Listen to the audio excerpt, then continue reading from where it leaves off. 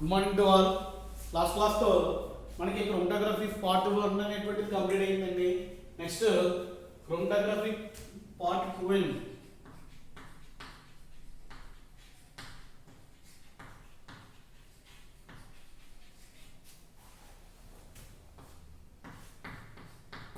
జనరల్గా మనం ఇక్కడ ఈ కంటెంట్లో ఏం నేర్చుకుంటామంటే thin layer chromatography,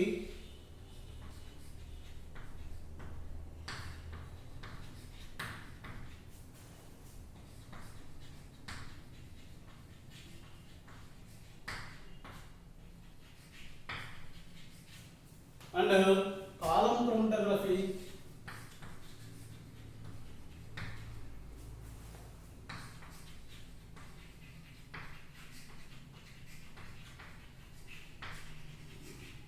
and finally high performance liquid chromatography, which is high performance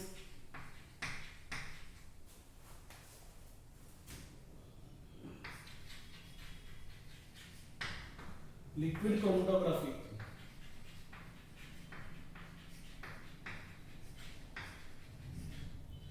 Here thin layer chromatography is said to be, it is simply called TLC, and high performance liquid chromatography, it is simply known as HPLC. ఇలాగా ఒక 3 different type of chromatography techniques ఏవైతే ఉంటాయో వాటి గురించి ఈ యొక్క second topic ఏదైతుందో చాప్టర్లో నేర్చుకుంటాను. ఇక్కడ మొత్తం అన్నిటిలో ఇది చాలా చాలా చాలా ఇంపార్టెంట్. మొత్తం మెయిన్గా ఫార్మా ఇండస్ట్రీ అంతా కూడా దేని మీద డిపెండ్ అయ్యింది అంటే ఇనిషియల్గా థిన్ లేయర్ క్రోమటోగ్రఫీ అనేటువంటి ఒక టెక్నిక్ మీద డిపెండ్ అయ్యి ఉందండి. అసలు థిన్ లేయర్ క్రోమటోగ్రఫీ అంటే ఏంటి, అది ఏ ఫినామినన్ మీద వర్కౌట్ అవుతుంది, అండ్ దీని యొక్క యూజెస్ ఏంటి, అండ్ దీని యొక్క అప్లికేషన్స్ ఏంటి, దీని యొక్క ప్రిన్సిపల్ ఏంటి అనేటువంటి విషయాలన్నీ కూడా 1 by 1 మనం ఈరోజు క్లాస్లో డిస్కస్ చేద్దాం.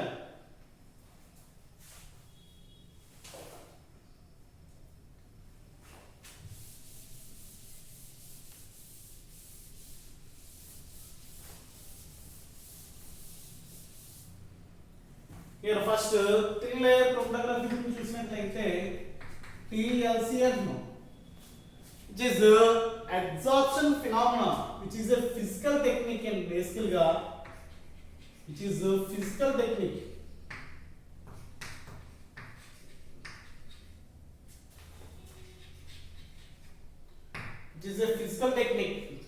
which is depending on absorption chromatography, is depending on absorption phenomena, which is absorption chromatography,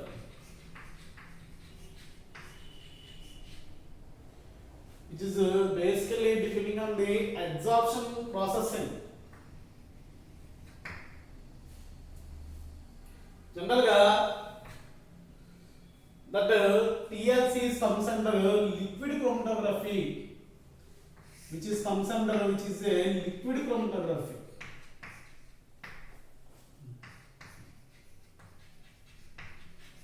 Which is liquid chromatography. ఎందుకు లిక్విడ్ క్రోమటోగ్రఫీ అన్నా అంటే depending on the mobile phase the chromatography techniques are classified. In that TLC mobile phase is liquid. Here 2 phases are there. Here stationary phase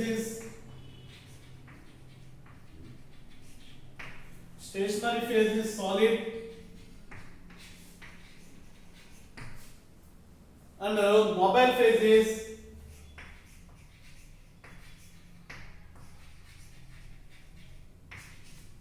liquid.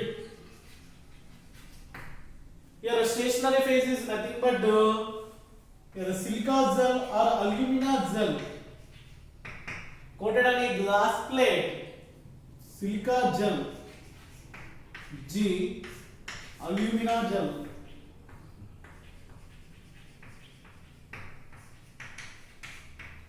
G. Here mobile phase is nothing but liquid means which is anhydrous an hexane, maybe chloroform, or either the different type of organic solvents are present in that mobile phase category. Here basically TLC is a physical technique which is used to separate the components present in the mixture. Which is used to separate the components present in the mixture. Which is depending on absorption processing. ఆ absorption అనేటువంటిది ఏ రకంగా జరుగుతుంది అంటే అక్కడ మనకి దీని యొక్క classification బట్టి లిక్విడ్ ఫేజ్ దీన్ని లిక్విడ్ క్రోమటోగ్రఫీ అని చెప్తాం. ఎందుకు లిక్విడ్ క్రోమటోగ్రఫీ అని చెప్తాం అంటే depending on the mobile phase. Here mobile phase is liquid, that's why it comes under liquid chromatography. Here what is the principle is involved in that TLC అనేటువంటి దాన్ని చూసినట్లయితే మనకి దీని యొక్క ప్రిన్సిపల్ దేని మీద డిపెండ్ అయి ఉంటుందంటే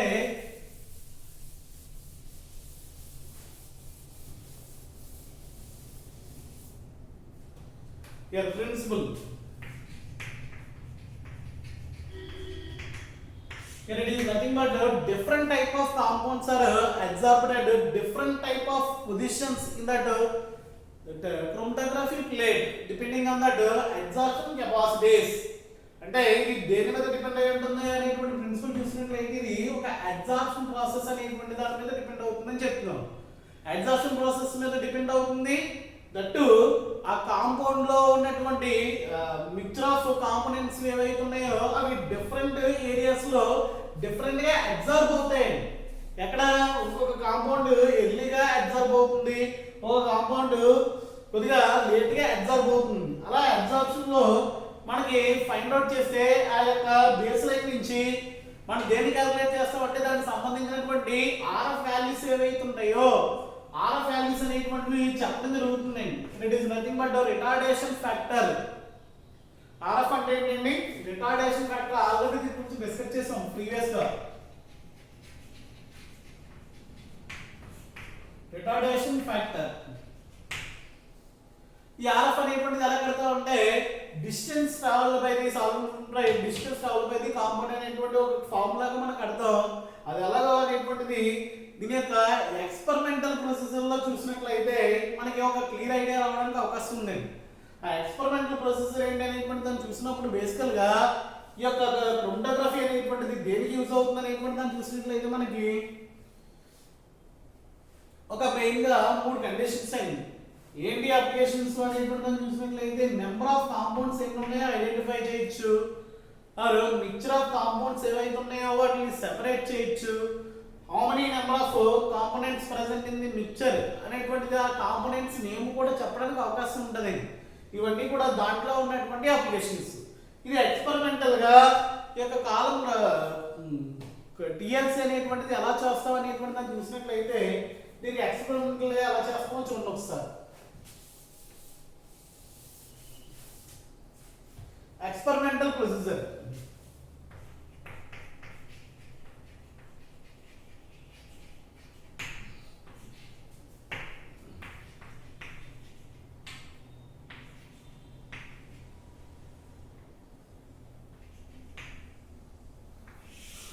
ఎక్స్పెరిమెంటల్ ప్రొసీజర్ లో ఏముంటుంది అనేటువంటి దాన్ని చూసినట్లయితే జనరల్ గా ఈ యొక్క టిఎల్సి సంబంధించి ఒక అల్యూమినియం ప్లేట్ ఉంటుంది. ఇలా దీన్ని రెక్టాంగులర్ షేప్ లో కట్ చేయాలి. ఇలా కట్ చేసాం. మనకి కనబడడానికి ఇలాగా ఇంత హెవీగా రాసాం కానీ దీని సైజ్ వచ్చి 2 సెంటీమీటర్స్ విడ్త్ అండ్ లెంత్ వచ్చి ఒక 5 or 6 సెంటీమీటర్స్ లెంత్ అనేది కట్ చేసాం. 2 centimetres width and 6 centimetres length ఉన్నది కట్ చేసాం. దీని మీద ఏముంటుందండి? Which is a glass plate or aluminium plate which is coated on silica gel. ఈ యొక్క ప్లేట్ ఏదైతే ఉందో ఆ ప్లేట్ మీద ఇలాగ సిలికా జెల్ అంటే ఇలాగా ఒక పోరస్ పౌడర్ ఉంటుందండి. మన టాల్కమ్ పౌడర్ ఎలా ఉంటుందో అలాగా మెత్తగా ఉన్నటువంటి ఒక పౌడర్ ఉంటుంది. దాన్ని స్లర్రీలాగా పేస్ట్ కింద తయారు చేసి ఏం చేస్తామంటే దీనికి అప్లై చేస్తాం. దీనికి వైట్ సర్ఫేస్ అనేటువంటిది మనం క్రియేట్ చేస్తాం. క్రియేట్ చేసి దాన్ని ఎండలో ఆరబెట్టిన తర్వాత మొత్తం ఏమవుతుందంటే దాని మీద ఒక పొరగా అది దాని మీద బైండ్ అవుతుంది. అలా బైండ్ అయిన తర్వాత తీసుకుంటాం ఇలా ఒక ప్లేట్ని ఎలా కట్ చేస్తాం 2 సెంటీమీటర్స్ విడ్తోనే ఒక 6 సెంటీమీటర్స్ ఉన్నట్టు ఒక ప్లేట్ ఏదైతే ఉందో దాన్ని కట్ చేస్తాం. ఇలా కట్ చేసినటువంటి ఒక ప్లేట్ తీసుకున్నప్పుడు తర్వాత దీన్ని ఏం చేస్తాం అంటే ఈ ప్లేట్ మీద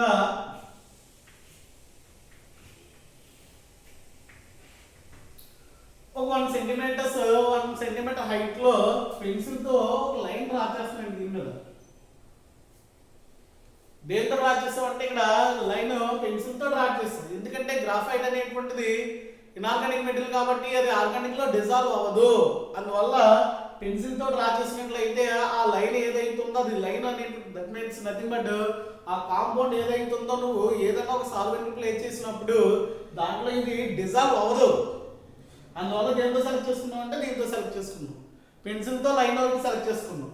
ఇప్పుడు నువ్వు ఏదైతే కాంపౌండ్ ని ఐడెంటిఫై చేయాలో ఆ కాంపౌండ్ యొక్క మిక్చర్ తీసుకున్నావు ఇలా, which is nothing but mixture of the compounds.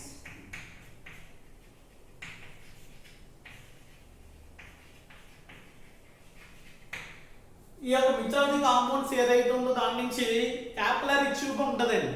అంటే సన్నగా ఉన్నటువంటి ఒక నీడిల్ ఏదైతే ఉందో ఆ క్యాపిలరీ ట్యూబ్ తోటి జస్ట్ దీనిలో డిప్ చేసి ఈ యొక్క నువ్వు ఏదైతే చేసావో దీని మీద ఒక స్పాట్ పెడతావు. జస్ట్ ఇలా డ్రాప్ అనేటువంటిది ఇలా పెడతాయి.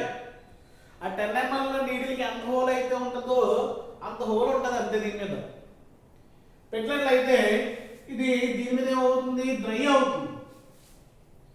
అయిపోయిన తర్వాత నువ్వు ఈ యొక్క ప్లేట్ ఏదైతే ఉందో దాన్ని ఒక గ్లాస్ చాంబర్లో ప్లే చేస్తావు.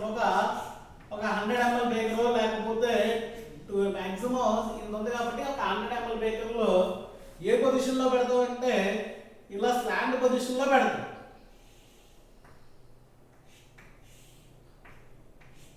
స్లాండ్ పొజిషన్ అంటే ఎలాగా మనకి బాటమ్ ఏదైతే ఉందో బాటంలో ఇలా వాలుగా పెడతామండి. స్ట్రైట్ గా పెడతామంటే వాలుగా పెట్టడం వల్ల ఏమవుతుందంటే ఆ యొక్క ఫ్లోయింగ్ అనేటువంటిది క్యాపిలరీ యాక్షన్ ద్వారా పైకి స్ప్రెడ్ అవుతుంది. పెట్టావండి ఇలా పెట్టిన తర్వాత ఏమవుతుంది, దీంట్లో నువ్వు మొబైల్ ఫేజ్ కింద సాల్వెంట్ తీసుకున్నావు.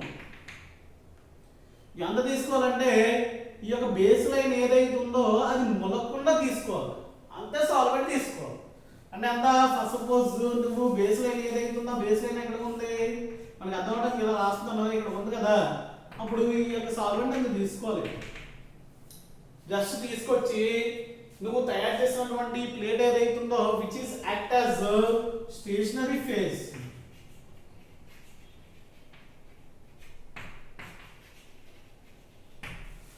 ఇక్కడ దీంట్లో ఉన్నటువంటి ఈ యొక్క సాల్వెంట్ ఏదైతే ఉందో which is act as a mobile phase,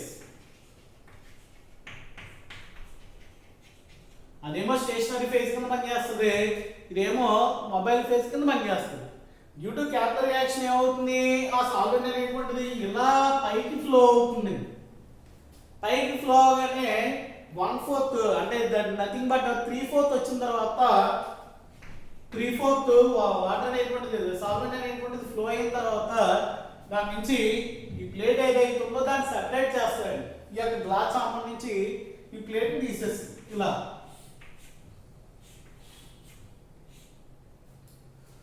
తీసాం. ఇక్కడ వరకు ఏమైంది, సాల్వెంట్ ట్రావెల్ చేస్తుంది. It is distance travel by the solvent.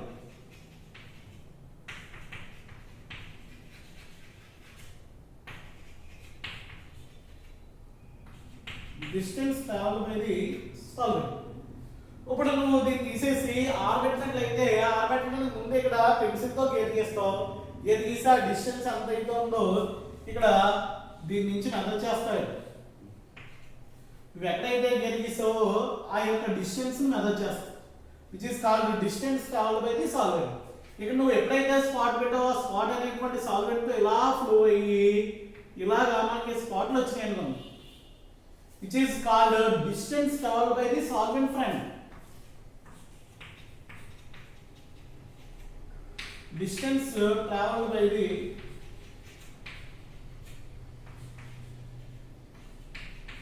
solvent friend,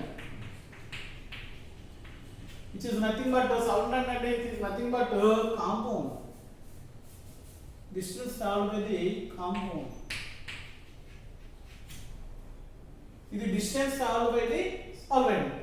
ఈ రెండింటికి ఉన్నటువంటి రేషియో ఏదైతే ఉందో ఆ రేషియోని బట్టి మనం ఏం కడతాం అంటే ఇక్కడ ఆర్ఎఫ్ అని చెప్తాం. ఆర్ఎఫ్ ని క్యాలిక్యులేట్ చేస్తాం. ఆర్ఎఫ్ అంటే ఏంటి? ఇక్కడ ఆర్ఎఫ్ వాల్యూ ఎప్పుడు కూడా ఎలా రావాలంటే 1 కంటే తక్కువనే ఉంటది. 1 కంటే తక్కువ ఉండాలంటే ఇది ముందు వేయాలా ఇది పైన వేయాలంటే ఎప్పుడు కూడా ఒక ఫ్రాక్షన్ అనేటువంటిది 1 కంటే తక్కువ రావాలి అంటే దాని అర్థం ఏంటి? న్యూమరేటర్ ఎక్కువ ఉండాలా డినామినేటర్ ఎక్కువ ఉండాలా అనేటువంటి దాన్ని చూసినప్పుడు న్యూమరేటర్ వాల్యూ అనేటువంటి తక్కువ ఉండి డినామినేటర్ అనేటువంటిది ఎక్కువ ఉన్నట్లయితే ఆ వాల్యూ ఖచ్చితంగా 1 కంటే తక్కువనే ఉంటది. అంటే ముందు ఏం రాయాలండి? here it is distance traveled by the compound వస్తుంది. here RF ఏంటంటే distance traveled by the compound by distance traveled by the solvent.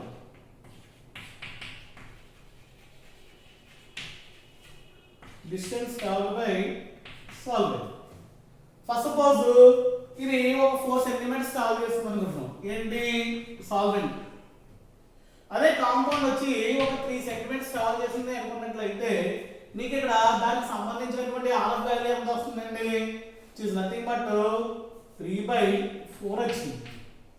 3/4 అంటే దీన్ని క్యాలిక్యులేట్ చేసినట్లయితే 4 కాబట్టి 0.8 ఉన్నట్లయితే 7 టైమ్స్ 8 టైమ్స్ 7 28 2 ఉంది.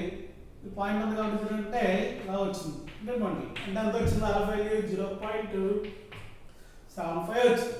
అంటే ఆర్ఎఫ్ వాల్యూ ఎప్పుడన్నా సరే ఎలా రావాలండి? 1 కంటే తక్కువనే రావాలి. ఈ యొక్క ఆర్ఎఫ్ వాల్యూతో ఏం మనం ఫైండ్ అవుట్ చేస్తామంటే కాంపౌండ్ ఏంటి అనేటువంటిది ఐడెంటిఫై చేస్తాం. దట్టు ఇక్కడ ఉన్నటువంటి స్పాట్లను బట్టి స్ప్లిట్ అయినటువంటి స్పాట్లను బట్టి how many number of components present in that mixture అనేటువంటి విషయం కూడా మనం ఈజీగా ఐడెంటిఫై చేయొచ్చు. ఇలాగా ఇది ఎక్స్పెరిమెంటల్ ప్రొసీజర్ అండి. అంటే ఎక్స్పెరిమెంట్లో ఏం చేస్తామంటే ఒక ప్లేట్ తీసుకున్నాం. ఆ ప్లేట్ తీసుకుని దాన్ని ఈ రకంగా కట్ చేసాం. కట్ చేసిన తర్వాత దానికి ఒక పెన్సిల్తో బేస్ లైన్ డ్రా చేసాం. మనం ఏదైతే కాంపౌండ్ ని అనలైజ్ చేయాలో ఆ కాంపౌండ్ యొక్క స్పాట్ అనేటువంటి దీని మీద పెట్టడం జరిగింది. దానికి సంబంధించిన రిలవెంట్ మొబైల్ ఫేస్ ఏదైతే ఉందో దాన్ని సెలెక్ట్ చేసుకున్నాం. సెలెక్ట్ చేసుకున్న తర్వాత ఆ ప్లేట్ ని తీసుకొచ్చి దీంట్లో ప్లేస్ చేసినట్లయితే దీనికి ఇల్యూట్ అవుతుంది. ఇల్యూట్ అంటే ఆ యొక్క సాల్వెంట్ ఏదైతే ఉందో పైకి దానికి ఉన్నటువంటి క్యాపిలరీ యాక్షన్ బట్టి ఫ్లో అవుతుందండి. ఆ ఫ్లో అయిన తర్వాత మీకు ఆ కాంపౌండ్ ఇక్కడ నుంచి ఇలాగా 2 డిఫరెంట్ టైప్ ఆఫ్ స్పాట్స్ వచ్చినాయి అంటే దాని అర్థం ఏంటి? ద మిక్చర్ కంటైనింగ్ 2 కాంపోనెంట్స్ అనేటువంటి మీనింగ్. మీకు సాల్వెంట్ అనేటువంటిది ఇంతవరకు ట్రావెల్ అయిన తర్వాత నీకు ఏమో స్పాట్ కిందకు వచ్చిన తర్వాత ఆ రెండింటి యొక్క హెల్త్ తో నువ్వు ఏం ఫైండ్ అవుట్ చేస్తావు అంటే ఆర్ఎఫ్ అనేటువంటిది క్యాలిక్యులేట్ చేస్తావు. ఆర్ఎఫ్ అనేటువంటిది ఏంటి?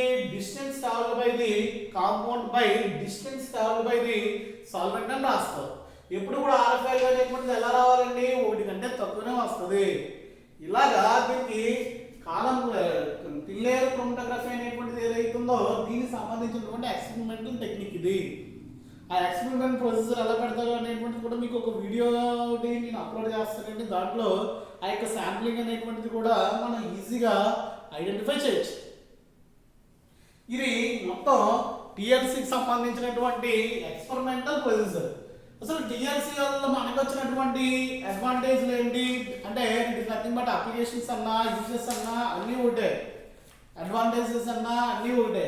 ఎందుకు ఉపయోగపడుతుందంటే first of all there are 3 or 4 points are present. దానికి ముందు ఆర్ఎఫ్ వాల్యూస్ ని ఇన్ఫ్లుయెన్స్ చేసేటువంటి ఫ్యాక్టర్స్ ఏవైతే ఉన్నాయో ఆ ఫ్యాక్టర్స్ గురించి కూడా మాట్లాడాలండి. దీన్ని ఇన్ఫ్లుయెన్స్ చేసేటువంటి ఫ్యాక్టర్స్ ఎన్ని ఉన్నాయని చూసినట్లయితే ఒక 4 ఫ్యాక్టర్స్ ఉంటాయి.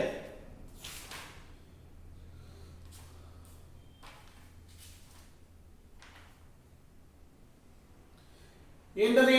Nature of the substance, RF values ని ఇన్ఫ్లుయెన్స్ చేసేటువంటి ఫ్యాక్టర్స్ అండ్ అడ్వాంటేజెస్ ఏవైతే ఉన్నాయో ఆ అడ్వాంటేజ్ గురించి మాట్లాడదాం ఒకసారి.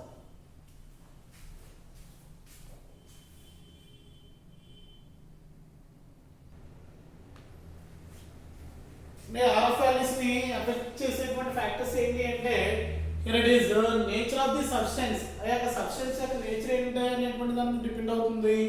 And nature of the solvent, మనం సెలెక్ట్ చేసుకునేటువంటి సాల్వెంట్ యొక్క నేచర్ మీద డిపెండ్ అవుతుంది. అండ్ అక్కడ రూమ్ టెంపరేచర్ ఏదైతే ఉందో దాని మీద డిపెండ్ అవుతుంది. అండ్ మనం తీసుకునేటువంటి ఆ క్రోమటోగ్రఫిక్ ప్లేట్ ఏదైతే ఉందో దాని యొక్క థిక్నెస్ మీద డిపెండ్ అవుతుంది.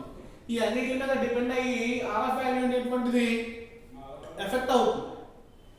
దెన్ అప్లికేషన్స్ ఆఫ్ పిఎల్సి, దీని యొక్క మెయిన్ యూజ్ ఏంటి అంటే to determine the number of components in the mixture, అంటే ఎన్ని ఉన్నాయి కాంపౌండ్స్ ఆ యొక్క మిక్చర్ లో అనేటువంటి విషయం చెప్పచ్చు. అండ్ ఐడెంటిఫై అన్నోన్ కాంపౌండ్స్, ఏదన్నా ఒక రిఫరెన్స్ కాంపౌండ్స్ ని ఇచ్చేసి ఏదన్నా మనం ఏదన్నా తయారు చేసినప్పుడు దాని సహాయం ఏం చేయొచ్చు అంటే దాంట్లో ఏమైనా ఇంప్యూరిటీస్ ఉన్నాయా అనేటువంటి విషయాన్ని కూడా ఐడెంటిఫై చేయొచ్చు. And to separate compounds in the mixture, అంటే కాంపౌండ్ ఏంటి మిక్చర్ అంటే మిక్చర్ లో ఉన్నటువంటి కాంపౌండ్స్ ని సెపరేట్ చేయొచ్చు. అండ్ ఇంకొక అప్లికేషన్ ఏంటంటే it is reference for column chromatography కూడా చెప్పుకోవచ్చండి. అంటే కాలం క్రోమటోగ్రఫీకి ఇది రిఫరెన్స్ కింద వాడుకోవచ్చు. It is used reference for column.